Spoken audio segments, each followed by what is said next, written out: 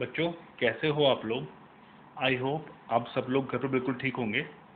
जैसा कि आप लोग जानते ही हो, कोरोना की वजह से हम लोग अभी इंस्टीट्यूट पे क्लास नहीं ले पा रहे हैं, बट कोई टेंशन लेने वाली बात नहीं है।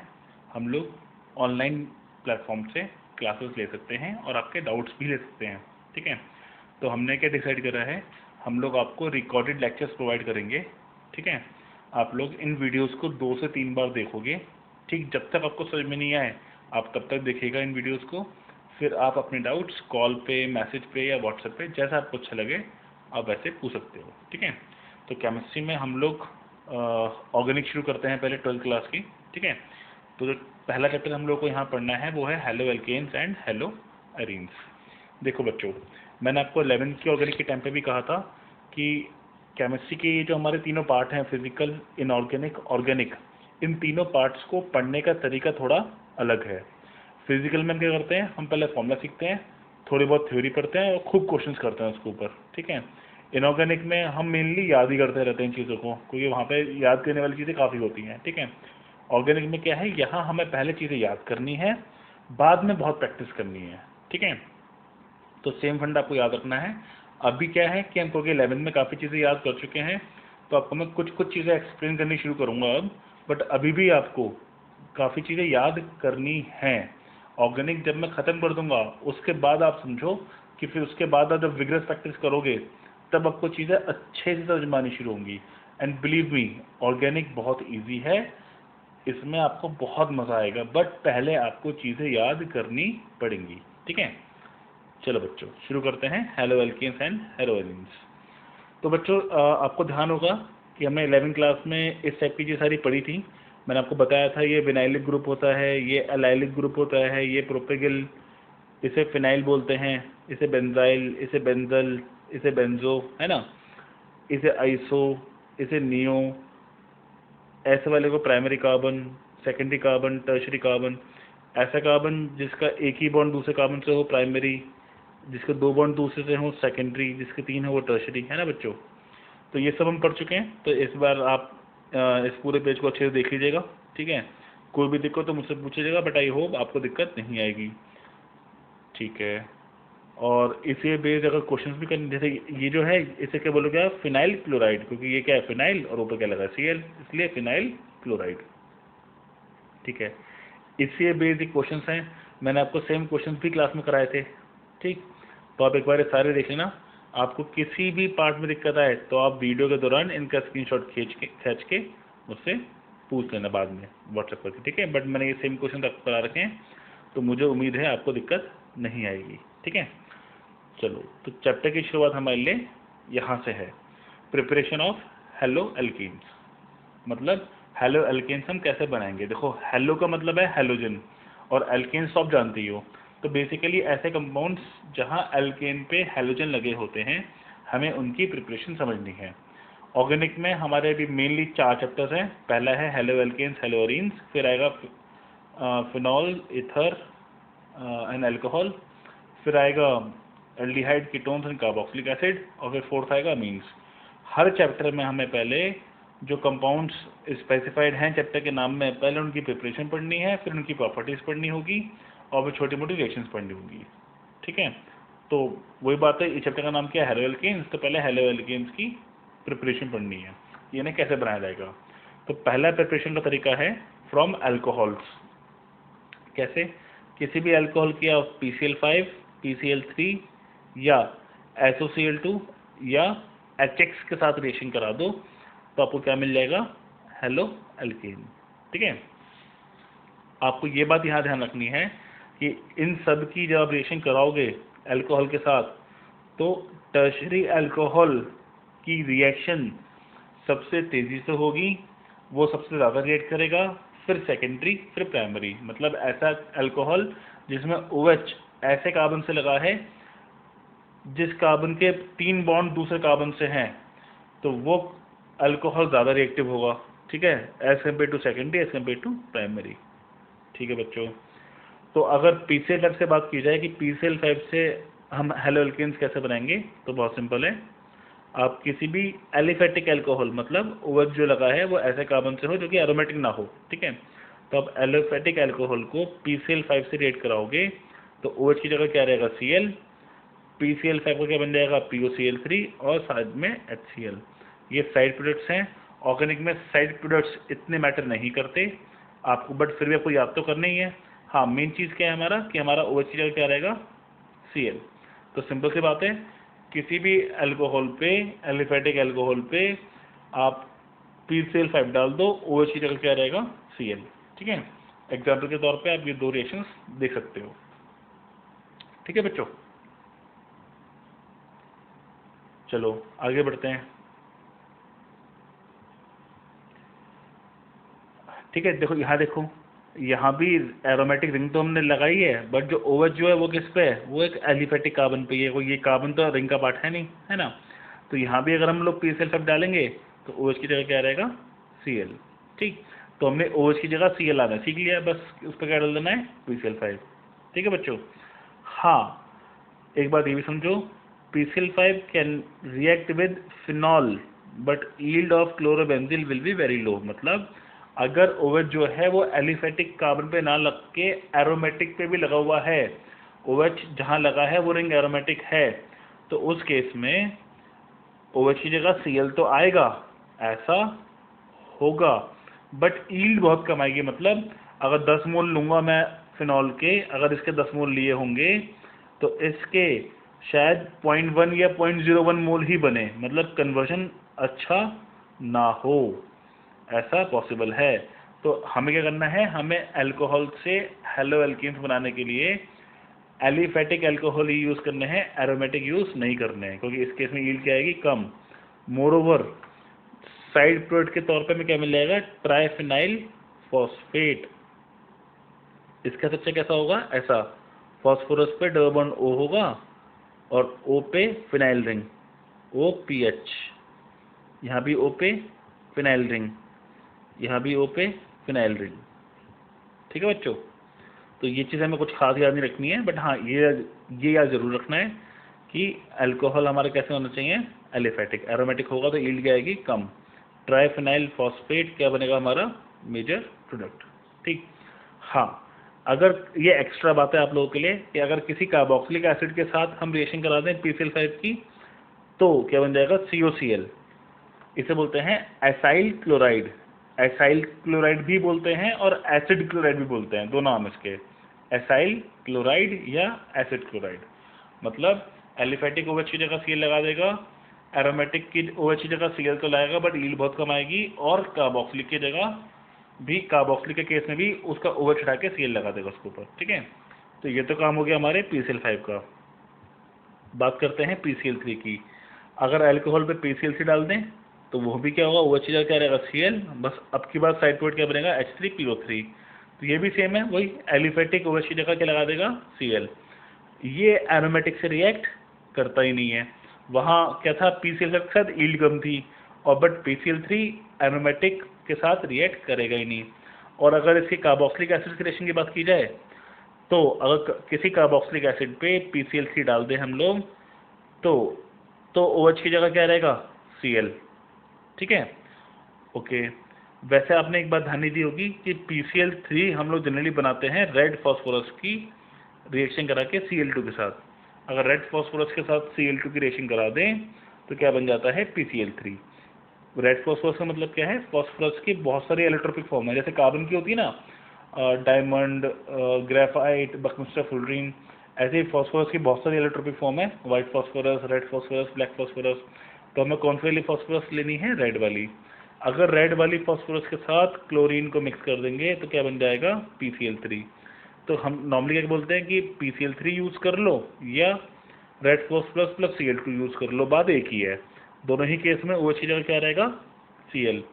लेकिन कार्बोक्सिलिक केस में अंतर है, अगर आपने PCl3 यूज़ करा है तो OH की जगह क्या आएगा Cl, बट आपने अगर red phosphorus plus Cl2 use करा है तो क्या होगा, कार्बोक्सिलिक ग्रुप के अल्फा पोजीशन पे जो H लगा था वो हट के क्या रहेगा Cl। ठीक, ऐसे ही दोबारा डाल दोगे तो दूसरा H हट के भी क्या रहेगा Cl।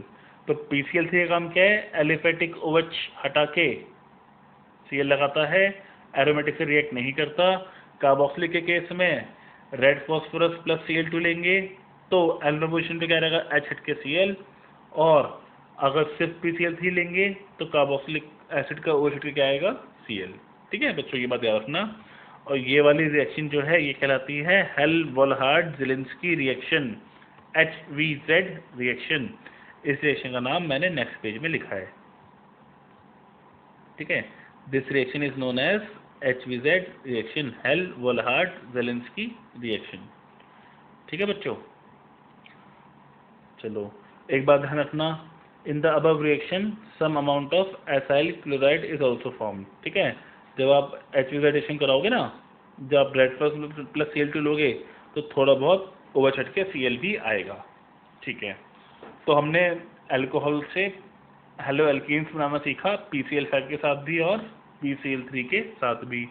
अब बात करते हैं SOCl2 की, इसे बोलते हैं थायोनिल क्लोराइड।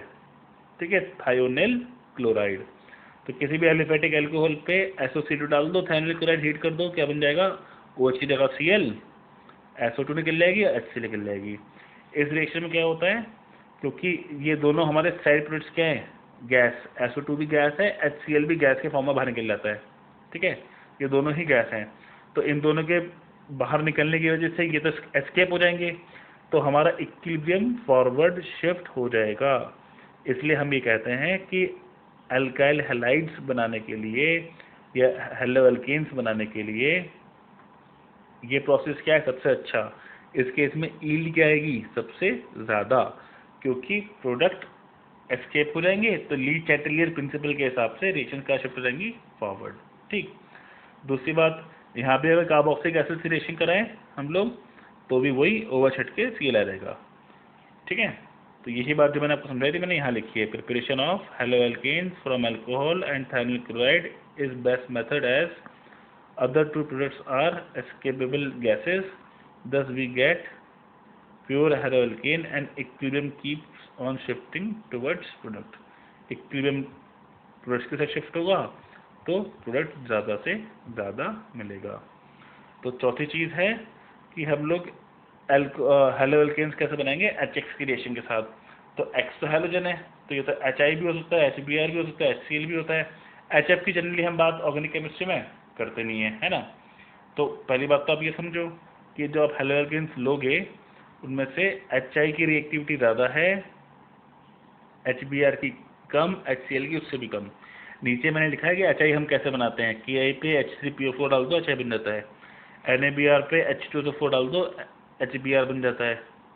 HCl पे NaCl पे कॉन्क H2SO4 डाल दो, HCl बन जाएगा। ठीक है, तो अगर किसी एलिफेटिक अल्कोहल को कॉन्क HCl से रिएक्ट कराओगे तो रिएक्शन नहीं होती, ये आपको याद रखना है। HCl की रिएक्टिविटी कम है ना, तो नॉर्मल ऑर्डिनरी अल्कोहल HCl के साथ रिएक्ट नहीं करता। हाँ, आप भयंकर रूप से हीट कर दो तो बात अलग है, तो रिएक्ट कर भी जाए। तो यहाँ देखो इस केस में ऑर्डिनरी अल्कोहल HI के साथ तो रिएक्ट कर लेगा, ठीक है,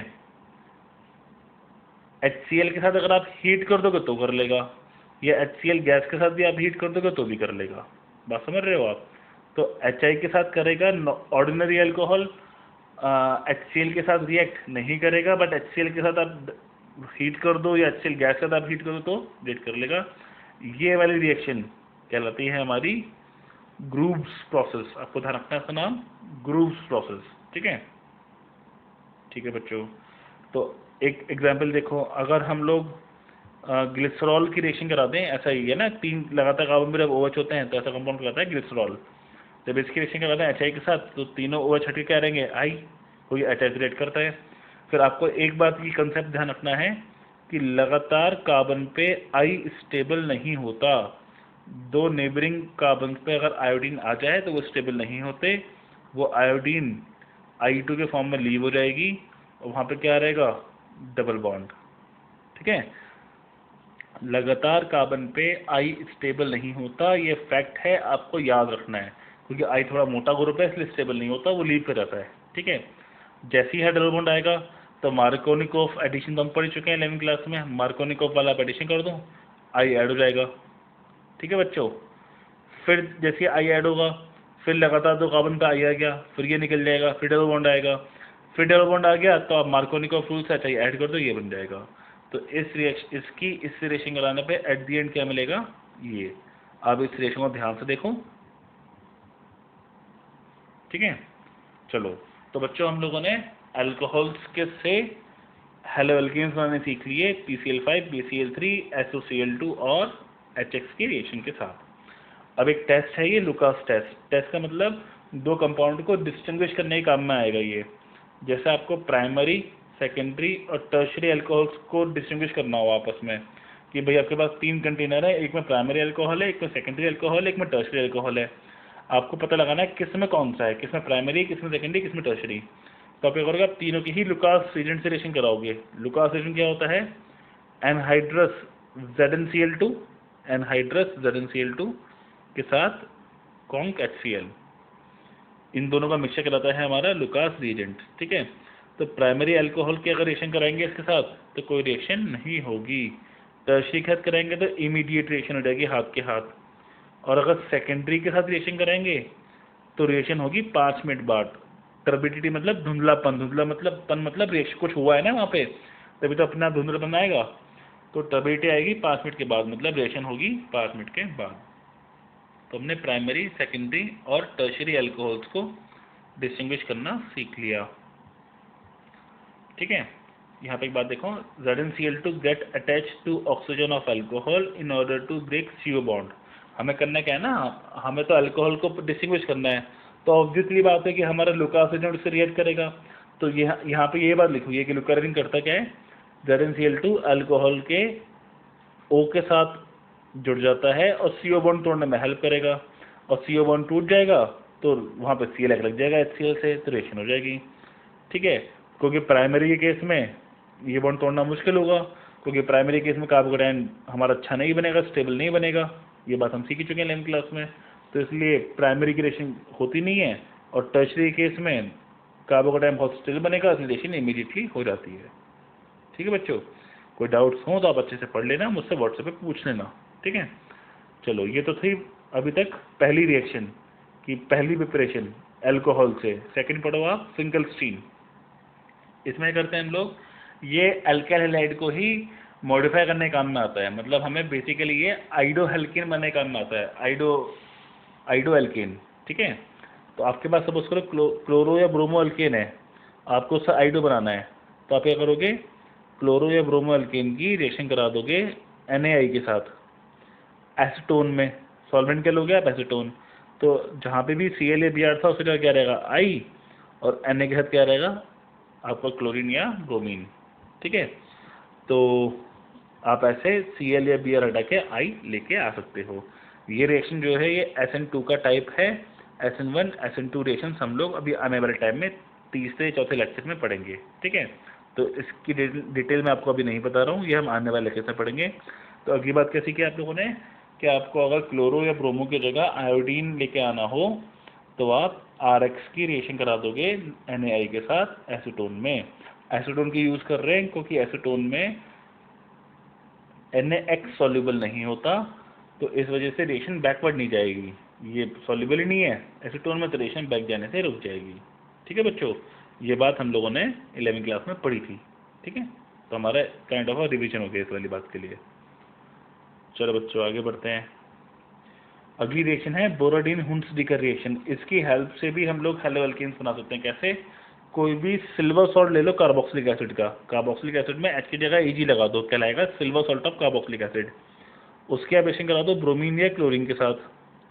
CCl4 का सॉल्वेंट लेना और रिफ्लेक्स कर देना है। रिफ्लेक्स का मतलब होता है काइंड ऑफ हल्का फुल्का, वैसे समझो कि कंटेनर को थोड़ा सा बंद करके, मतलब उसको मुंह बंद करके उसको हीट करना। उससे क्या होगा, जितने वेपर्स बनेंगे वो बाहर जा नहीं पाएंगे, तो वापस मतलब वेपर्स बाहर नहीं जा पाएंगे, सॉल्यूशन में ही रहेंगे। बट अगर हम लोग प्रॉपरली बंद कर देंगे, अगर हम लोग बिल्कुल क्लोज कर दें कंटेनर को फिर हीट करें, तो अंदर टेम्परेचर बढ़ने की वजह से प्रेशर बहुत डेवलप हो जाएगा, वो फट जाएगा। तो हम करते क्या है, हल्का सा प्रेशर रिलीज करने के लिए उसका ओपनिंग को थोड़ा नैरो कर देते हैं, ठीक, जिससे हल्के से प्रेशर डेवलप ना हो, बट मैक्सिमम वेपर जिससे अंदर ही रहें, बाहर ना जाएं, इसलिए हम लोग उसे नैरो कर लेते हैं। तो पॉइंट बस ये है, रिफ्लक्स का मतलब ये होता है हीटिंग ऐसे करना जिससे वेपर्स बाहर ना जा पाए, ठीक है। तो पॉइंट क्या है, silver salt of carboxylic acid की ब्रोमीन या क्लोरीन के साथ रिएक्शन कराएंगे, CCl4 का रिफ्लक्स करेंगे, तो हमारा सिल्वर सॉल्ट जहाँ पे लगा था, जिस कार्बन से COOAg अटैच था, उसी कार्बन पे ब्रोमीन या क्लोरीन आ जाएगा, CO2 और AgBr बाहर निकल लेंगे। आपको ये बात याद रखनी है, ठीक है। तो ये यील्ड बेटर होगी अगर ये जो हैलाइड बन रही है, अगर प्राइमरी बन रही है तो यील्ड अच्छी आएगी as compared to secondary, as compared to tertiary. मतलब जिस कार्बन पे COOAg लगा है, अगर उस कार्बन से कोई और एक ही कार्बन अटैच था तो इसकी यील्ड अच्छी आएगी, ठीक है। मैकेनिज्म अगर आप देखना चाहो तो सिल्वर सॉल्ट है, O पे नेगेटिव होगा, ये ब्रोमीन पे अटैक करेगा, ठीक है। यहाँ से ब्रोमीन इलेक्ट्रॉन लेके बाहर निकल जाएगा, तो ये क्या बन जाएगा OBr। यहाँ पे होमोलिटिक फिजन होगा, ये क्या बनेगा रेडिकल, और फिर ये रेडिकल यहाँ पे भी होमोलिटिक फिजन होगा उस जगह पे, ठीक है। तो ये Br रेडिकल R पे लग जाएगा और CO2 निकल जाएगा। ये मैकेनिज्म हमें याद नहीं करना है, आपकी इच्छा हो तो आप देख लेना, बट हमें याद नहीं करना है, ठीक है।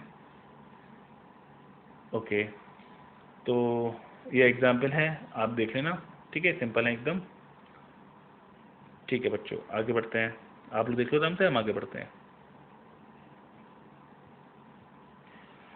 अच्छा, एक बात ध्यान देने की है कि अगर हम लोग Cl2 या Br2 की जगह आयोडीन यूज़ करते हैं अगर, तो रिएक्शन बदल जाती, और रिएक्शन का नाम हो रहा था बिरबॉन साइमोनिनी रिएक्शन। पहला नाम क्या था, बोराडीन हुंसदिकर रिएक्शन, अब क्या नाम रहेगा बिरबॉन साइमोनिनी, क्योंकि रिएक्शन बदल जाएगी।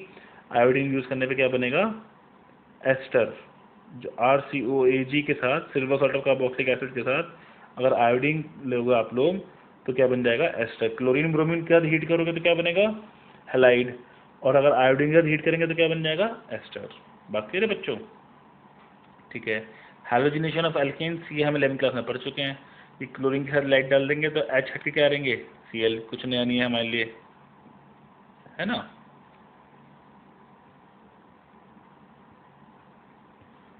ठीक है बच्चों, और अच्छा ये बात तो ऑब्वियस है कि जब आप ये रिएक्शन कराओगे तो रेडिकल्स बनेंगे, और एलाइलिक रेडिकल रेजोनेंस की वजह से ज़्यादा स्टेबल होगा as compared to tertiary, as compared to secondary, as compared to primary.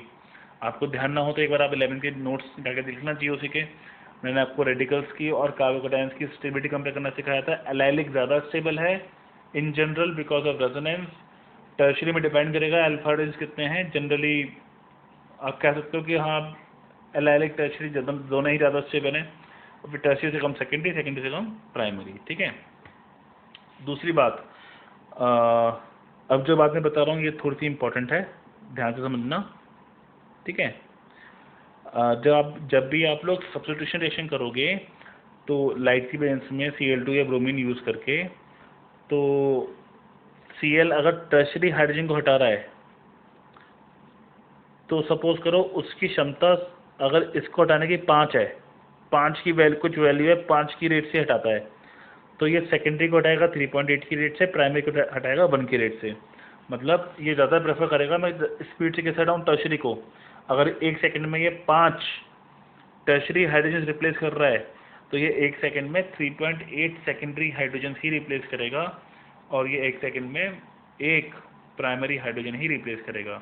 Similarly अगर ब्रोमीन की बात करें कि अगर ब्रोमीन हाइड्रोजन को रिप्लेस कर रहा है तो प्राइमरी अगर 1 सेकंड में 1 हो रहा है तो सेकेंडरी होंगे 82, टर्शरी होंगे 1600। मतलब ब्रोमीन टर्शरी को बहुत ज़्यादा रिप्लेस करता है as compared to primary, chlorine इतना ज़्यादा रिप्लेस नहीं करता। आप बात समझ रहे हो, एक्चुअली ब्रोमीन बहुत ज़्यादा रिएक्टिव है, सॉरी क्लोरीन बहुत ज़्यादा रिएक्टिव है, और ब्रोमीन की रिएक्टिविटी लाइट के बेंस में क्या आती है, कम। इस बात को हम लोग बाद में समझेंगे, बट ये वैल्यूज़ आपको याद रखनी है, ठीक है बच्चों। ओके, आगे बढ़ते हैं। तो बच्चों ये पहला क्वेश्चन आप लोग एक बार ट्राई करना, आपसे समझ में ना आए तो मुझसे पूछना। वैसे करना कुछ नहीं है, वो आपसे ऐसा कंपाउंड पूछ रहा है जिसका मोनोक्लोरिनेशन करने पे एक ही पिवट मिले, मतलब उस कंपाउंड में सारे हाइड्रोजन कैसे हो एक से। तो इसको अगर आप ऐसे बनाओगे ये तो आप लॉजिकली करना है आपको कि इस कंपाउंड को अगर आप ऐसे बनाओगे तभी सारे हाइड्रोजन कैसे आएंगे, एक से। किसी भी हाइड्रोजन को आप रिप्लेस कर दो Cl से, एक ही हाइड्रोजन करना रिप्लेस, कंपाउंड क्या बनेगा, सेम। ठीक है।